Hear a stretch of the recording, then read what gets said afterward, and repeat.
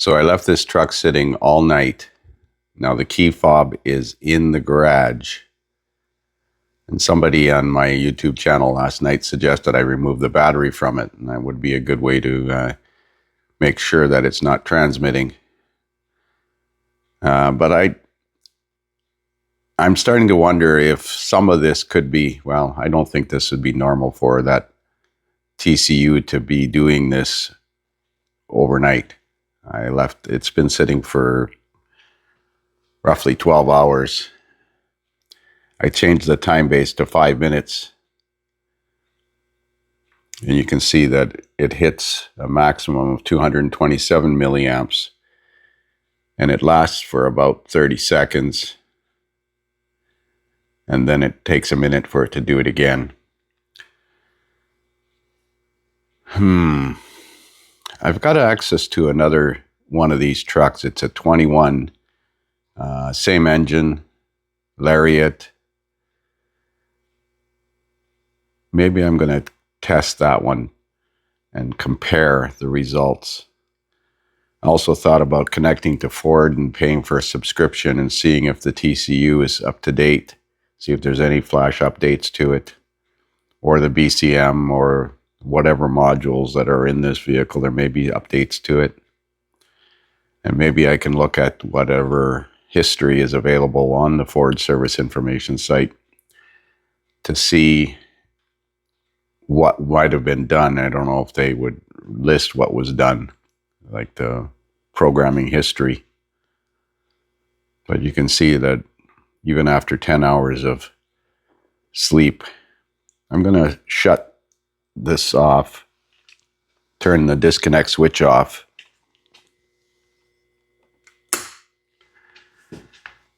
Go in the cab of the truck and start the vehicle. I'm not touching the door handle. I'm opening the door. I got the latches tripped.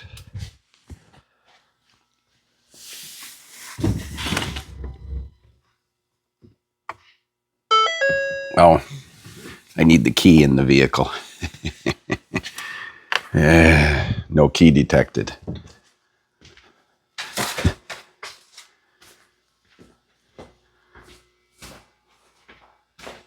Okay, let's grab the key, bring it into the cab of the vehicle.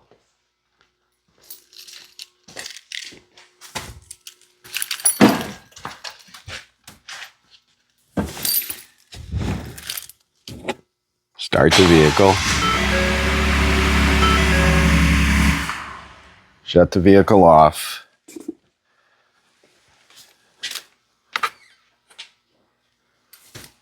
Open the door. So it simulates the door being closed. I'm going to close the door.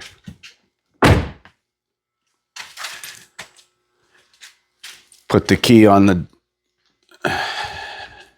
toolbox and wait for the parking lights to go out before I turn my disconnect switch back off, because it's going to be more than 10 amps of current flow. The parking lights are still on. The dome light is still on. The parking lights just shut off. The dome light's fading out. So it should be safe to turn this switch back on.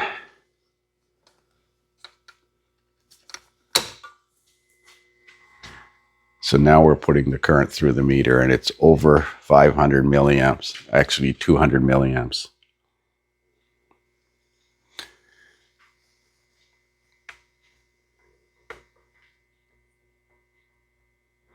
It's over 2 amps, 1.9 amps.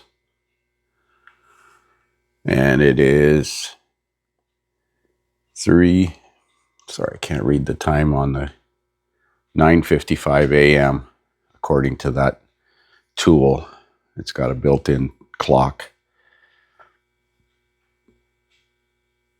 So we'll let it see how long it takes. This is a 5-minute screen, and it's going to fill the buffer. So I'm going to let it sit and see how long it takes to go through the various stages. It'll go down to 0.01 milliamp, which is 10 milliamps. So that's accurate enough on that scale.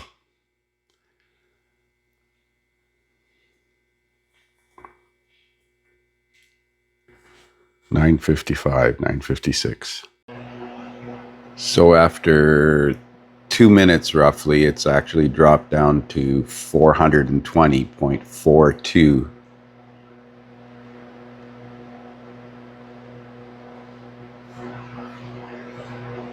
And it's 9:59 on the clock now. 0.42, 0.44.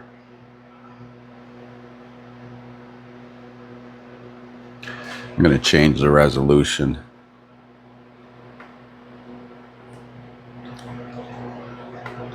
So that's going to start the recording over again, but that's okay.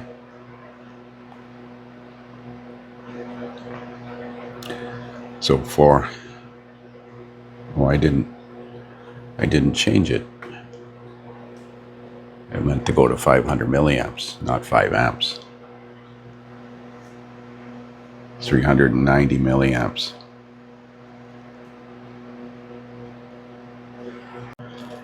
So you can see it's 10:04, so roughly 9 minutes, and the current spiked over 500 milliamps for about 10 seconds, and now it's dropping down to 270. So something is turned off, but it was averaging between 300 and 500. So we're at 10 minutes now, 10:05, and we've dropped down to 240, but we still got that cyclical roughly 60 milliamp increase. Now I'm not sure if this is a normal function, but to me it doesn't seem normal. Would that kill the battery? I'm going to leave this thing sitting, and I'm going to take the key out of the area just to be safe. There it goes down to 57. And it'll stay at 57 from my experience for about another 20 minutes, 15, 20 minutes. So we're at 57 milliamps, 60 milliamps, and it's 10:06, so that's 11 minutes from the start of this recording. The beauty of this tool is I can leave it, it's passing the current through the meter, it's 10 amp fused, and I can connect it to an AC power supply, so I can record as long as I've got AC power. I've got a clean battery charger connected to the battery itself. Now I'm just thinking about it while I was standing here contemplating this truck, and I've actually got it set at 13.5, and maybe that's too high. Maybe I should have set it at 12.6.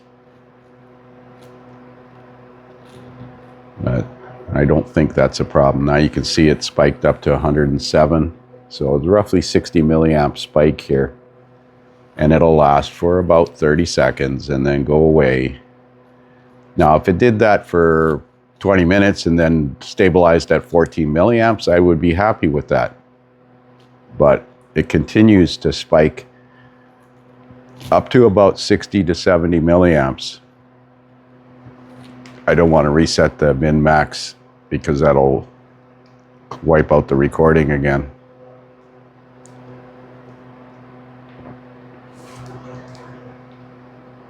So while I'm waiting for this thing to time out, go to sleep, I'm studying the system operation of the keyless entry handles, latches, and entry system.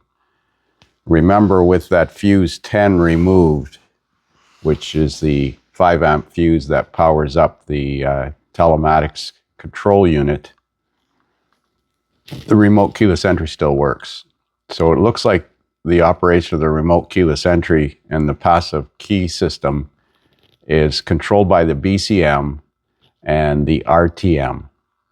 The RTM is LIN bus to the BCM. The RTM stands, what is that? Remote keyless entry keypad. BCM provides a latch. What's the acronym RTM stand for? Radio transceiver module. So I was looking for what the functions are of the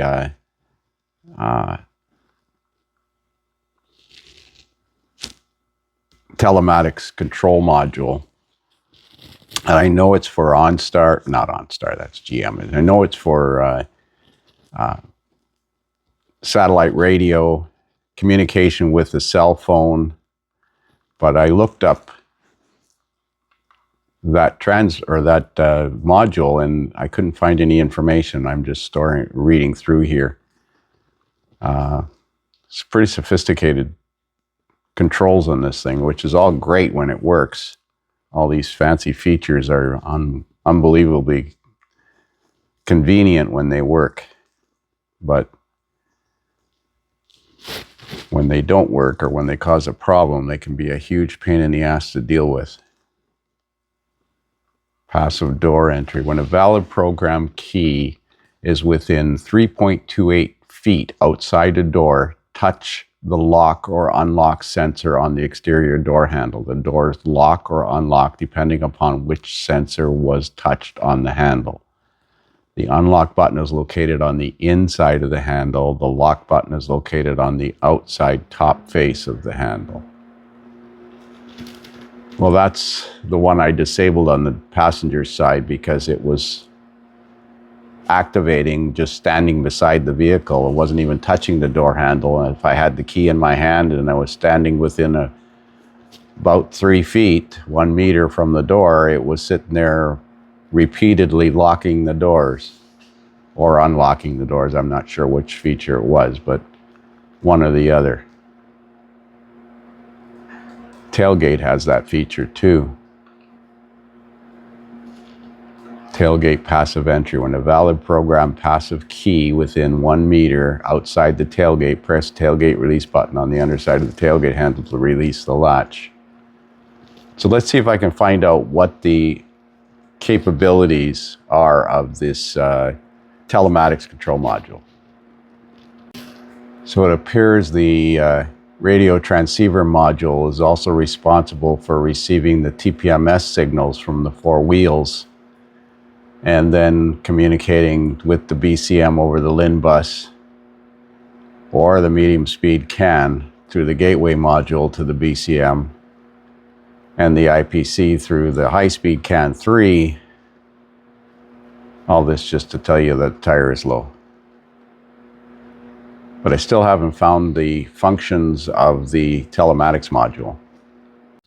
So I found some information under the description and operation of the entertainment system, but there are several versions of entertainment system. This is with Sync 3.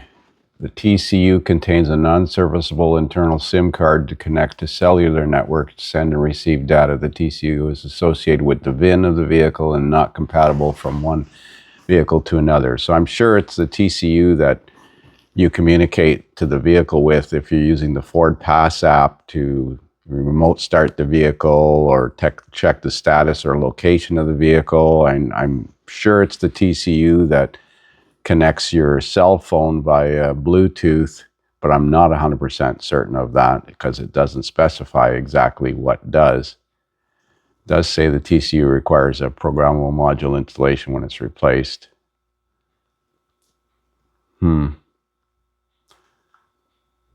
Description and operation system vehicles with wired-in connectivity. How do I know which one this thing has? All features listed may be available in the vehicles are dependent on the availability of the vehicle feature level. Wired vehicle health reports, vehicle tracking, remote locking and unlocking, fleet telematics, on cellular coverage. Operates on the AT&T cellular network. Remote start, locking and unlocking through the IK, Intelligent Integrated Keyhead Transmitter.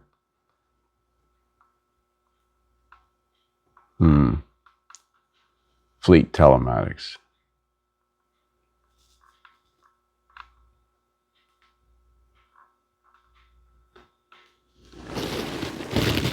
I wish they would have a list of, you know, where different what modules are responsible for what things.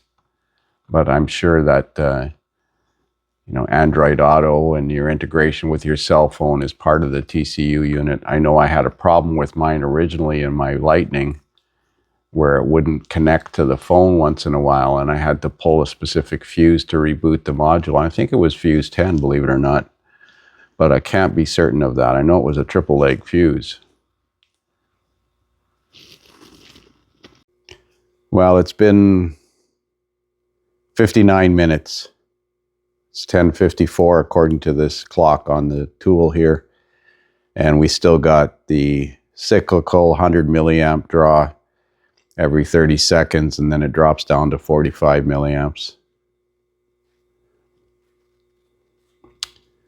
I'm going to take the keys into the house, or the key fob.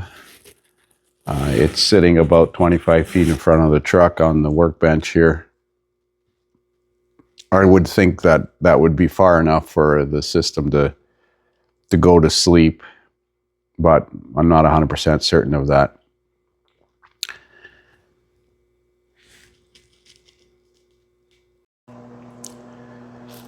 So it's 24 hours later, and I've got a recording of 24 hours. You can see that the base current has dropped down to roughly 14 milliamps, but it's still spiking. There's still activity there. I checked with the dealer yesterday while I was in town, and that particular Telematics Control Module is on national back order, none in North America. And they can't even give me a date as to when it might be available. I have access to a 21 F150 Lariat, which is basically the same truck. I'm going to compare this activity. You can see that in between here, it drops down to 14 milliamps, but it's still spiking up to, you know, 60, 65, 70 milliamps, 75 milliamps. It spiked over 500 milliamps during this recording event. So I'm going to pause this.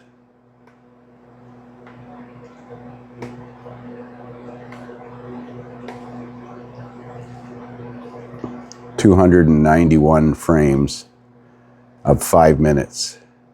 So you can see 5, 10, 15, 20, 25, 30, 35, 40, 45, 50, 55, 60, 65, 70, 75. So now it's dropped. You can see the base value here is dropped down to about 12 to 14 milliamps.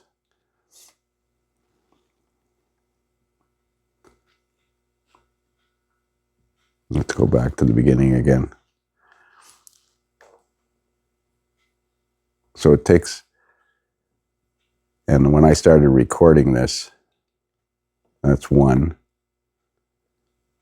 5, 10, 15, 20, 25, 30, 35, 40, 45, 50, 55, 60, 65, 70, 75, 80, roughly 80 minutes before it actually started to drop down to 14.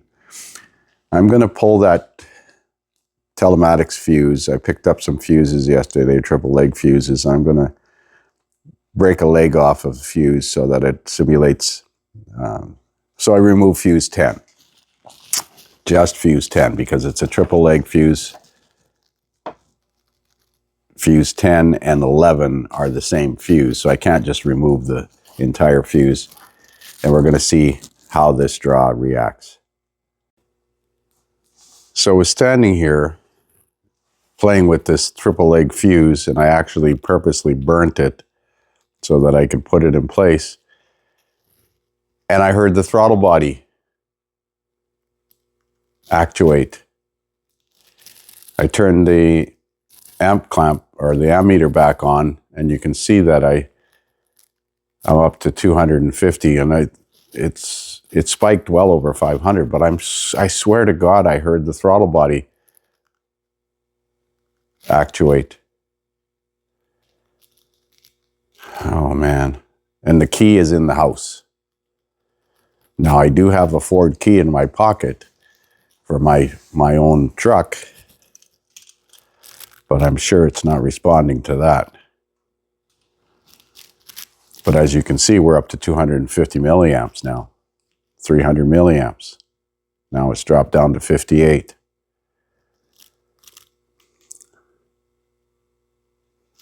Well, I'm going to put this burnt fuse in place of fuse 10, and fuse 11 will be the 5 amp side of it. It's still good, and we're going to see what happens. So I put in a burnt fuse, or the burnt side of the fuse is fuse 10.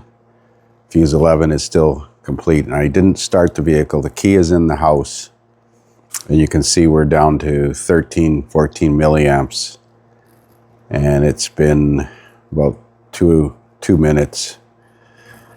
But I'm going to leave it sitting now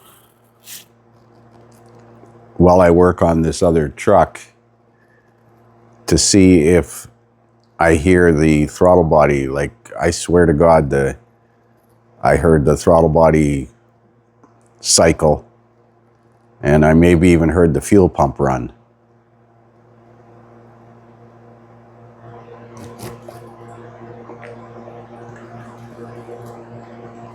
Have a mindset to customize that circuit so that it comes on with the key. Now that'll allow the use of the cell phone integration and satellite radio, but remote access to the truck will be impossible without the battery power to the telematics module. But I don't think these people actually use the Ford Pass app. You can see that's about 3 minutes, and it hasn't spiked up that cyclical 60 to 70 milliamps. I should have saved that recording that I had.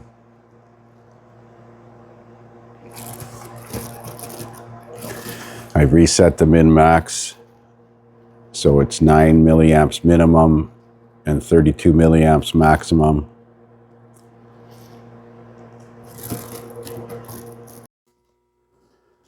Well, it's been about an hour and a half, and it hasn't spiked over 138 milliamps.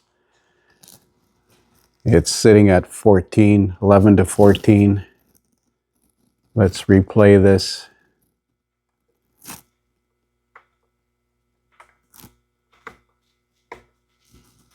So there's first 5 minutes, 10, 15.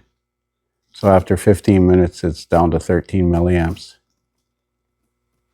There's one spike in there where it hit 138,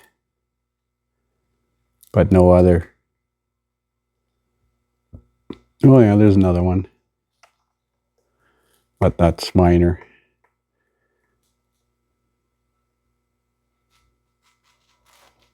So 5, 10, 15, 20, 25, 30, 35, 40, 45, 50, 55, 60, 65, 70, 75, 80, 85, 90. So it's like 2 hours. So I'm going to park this thing outside. So I got the vehicle all back together with the exception of fuse 10. And I started it, ran it, shut it off, took the key out of the ignition, or took the key out of the cab, it's a proximity key, and recorded the event. So I'm playing it back now.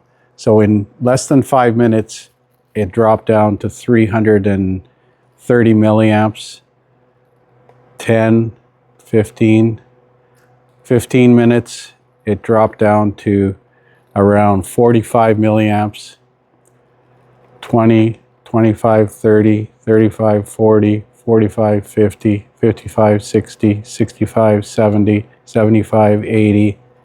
So roughly 80 minutes, and it dropped down to 14 milliamps.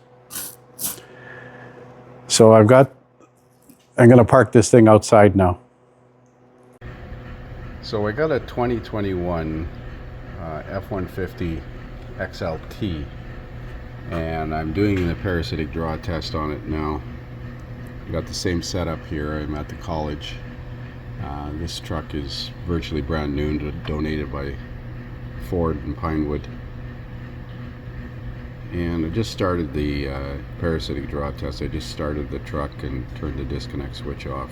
So we're sitting at 4 amps, and usually in about 2 minutes, 2.5 minutes, it'll drop down to 300 milliamps. So let's see what happens. So after about 2.5 minutes, because this whole screen is 5 minutes, it's dropped to 1.5 amps. It's been roughly 15 minutes.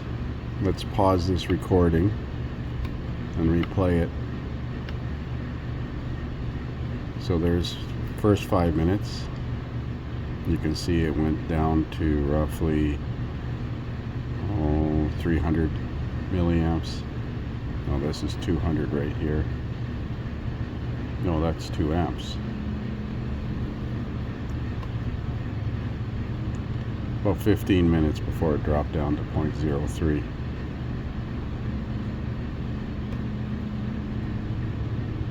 Yeah, there's the first 5 minutes, 10 minutes, 15 minutes. You can see it dropped right here. Let's drop cursors on it. So 20 milliamps, 240 milliamps, and then 20 milliamps. See where cursor number 2 is.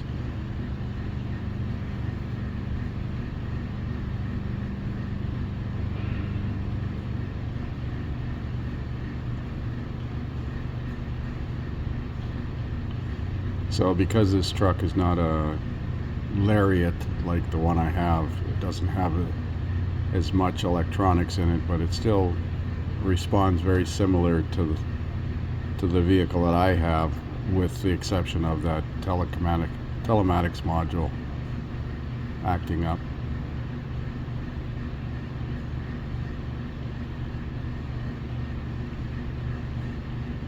So you can see it's roughly 380 milliamps.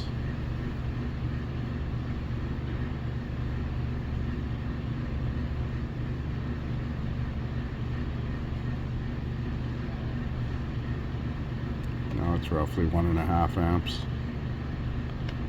where cursor 1 is. 3.86 amps. That's just after I turned the truck off. 4 amps.